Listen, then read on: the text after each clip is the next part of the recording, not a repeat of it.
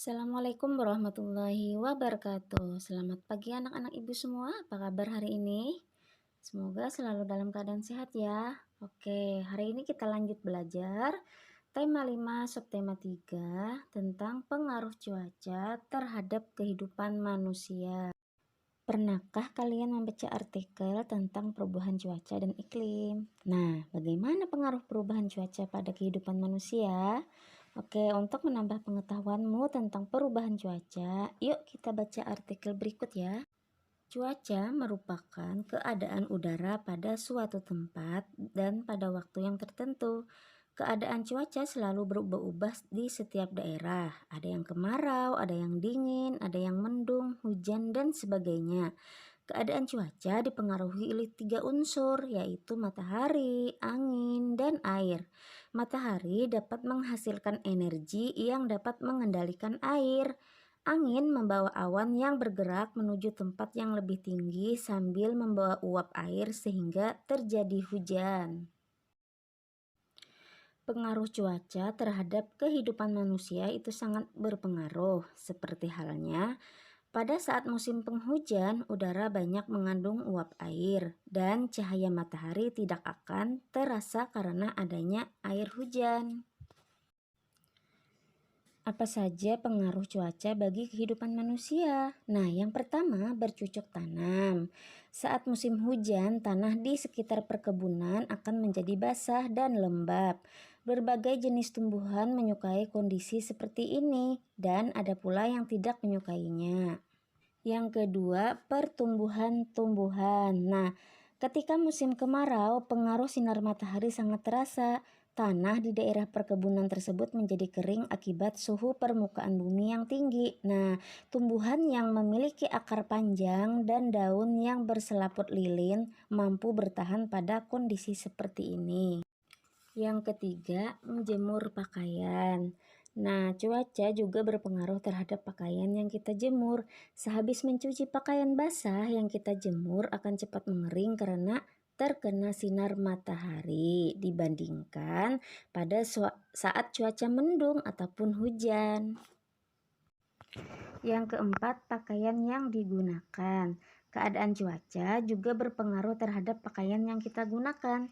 Selain musim hujan, suhu udara yang sangat dingin, nah kita membutuhkan pakaian tebal untuk mengatasi suhu yang sangat dingin agar tubuh tidak kedinginan. Begitu juga sebaliknya, saat cuaca panas atau pada musim kemarau, kita menggunakan pakaian yang tipis agar tidak kepanasan. Pengaruh hujan terhadap kehidupan manusia. Banyak sekali yang suka ketika hujan turun, apalagi anak-anak. Hujan digunakan untuk sarana bermain bagi anak-anak. Genangannya juga bisa digunakan untuk menjalankan mainan seperti perahu-perahuan dan bebek-bebekan.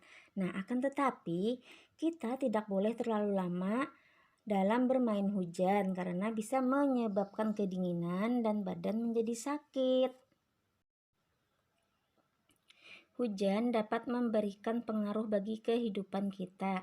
Memang hujan itu membawa berkah termasuk pada tumbuhan. Tumbuhan sangat memerlukan air untuk perkembangbiakannya. Hujan dapat menguntungkan bagi tanaman seperti padi yang baru ditanam. Dengan turunnya hujan, padi menjadi lebih segar. Hujan juga bisa mengalirkan atau melarutkan kotoran sehingga menjadi bersih. Akan tetapi, hujan dengan terus-menerus dan deras juga dapat mendatangkan berbagai bencana alam seperti banjir, tanah longsor, erosi, dan lain-lain. Bencana alam ini sangat merugikan kehidupan kita. Selain dapat merusak daerah pertanian kita, juga dapat merusak bangunan rumah serta dapat menghambat aktivitas yang kita lakukan sehari-hari.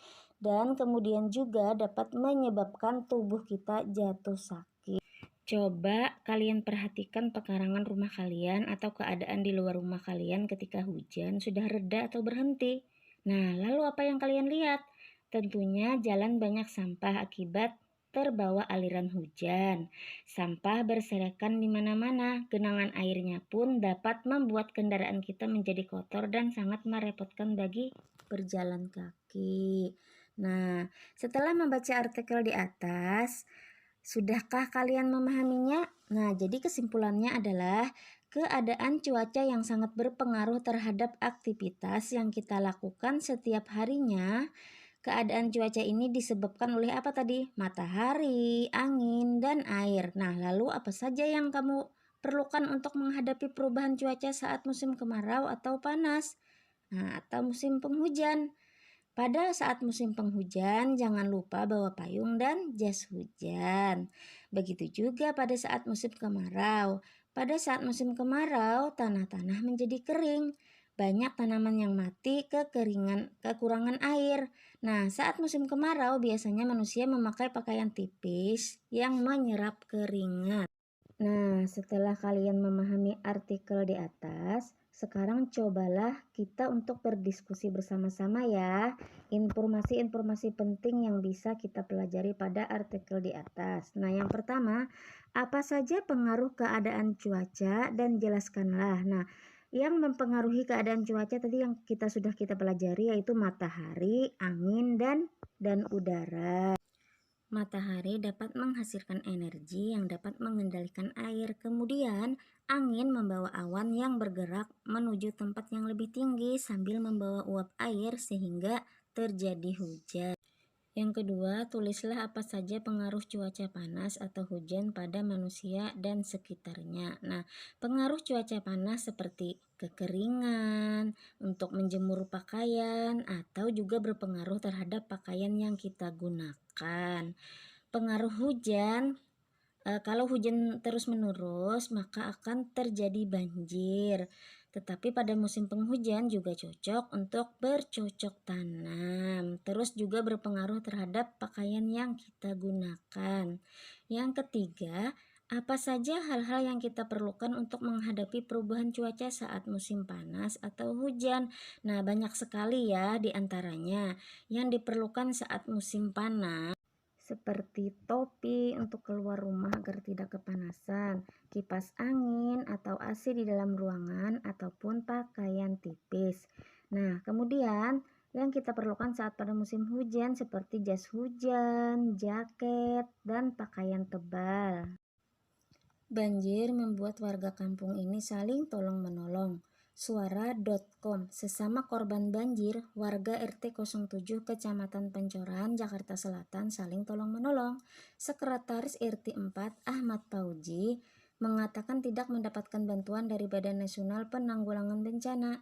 Tidak lantas membuat warga pesimis.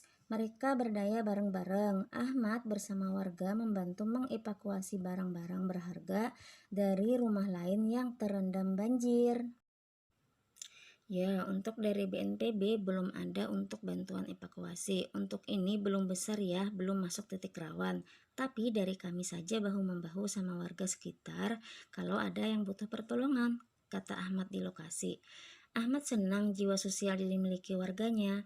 Ya, warga harus jadi relawan lah mas, bantu warga sekitar jadinya. Mau gimana lagi? Untung kalau ada yang sakit ada puskesmas sekitar sini. Itu juga kami jadikan posko. Mas, ujar Ahmad.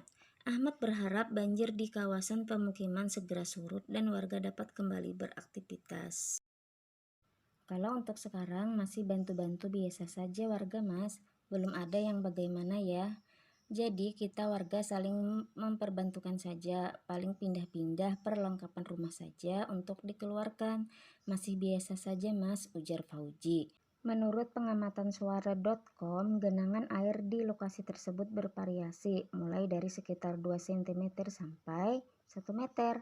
Pemukiman tersebut berada di pinggir tarusan Kali Ciliwung. Sejak ini hari tadi, daerah-daerah yang berada di sekitar sungai di Jakarta, terutama Ciliwung, kebanjiran, sedangkan warga tetap bertahan di rumah, sebagian lagi mengungsi. Nah, akhir-akhir ini untuk daerah kita Kalimantan Selatan juga baru saja mengalami musibah banjir. Nah, kira-kira apa saja bantuan yang bisa kita berikan untuk warga atau teman kita yang terkena musibah tersebut? Nah, cara membantu teman karena bencana alam antara lain sebagai berikut. 1. Menyumbangkan makanan atau pakaian yang layak. 2. Memberi motivasi agar teman tidak berputus asa terhadap musibah yang dihadapi. Nah, yang ketiga, ikut menghibur korban bencana alam agar tidak bersedih.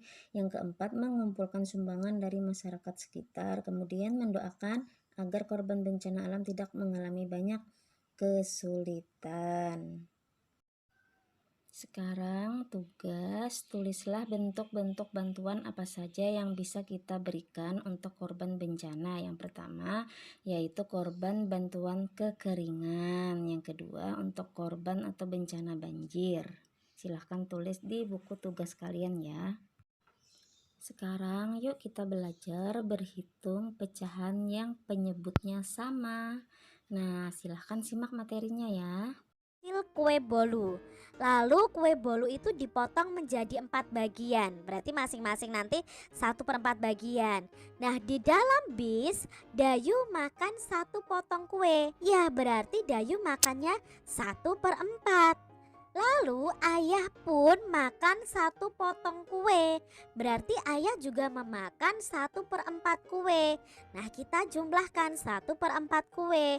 Berapa bagian kue yang telah dimakan Dayu dan ayah? Maka kita jumlahkan di sini.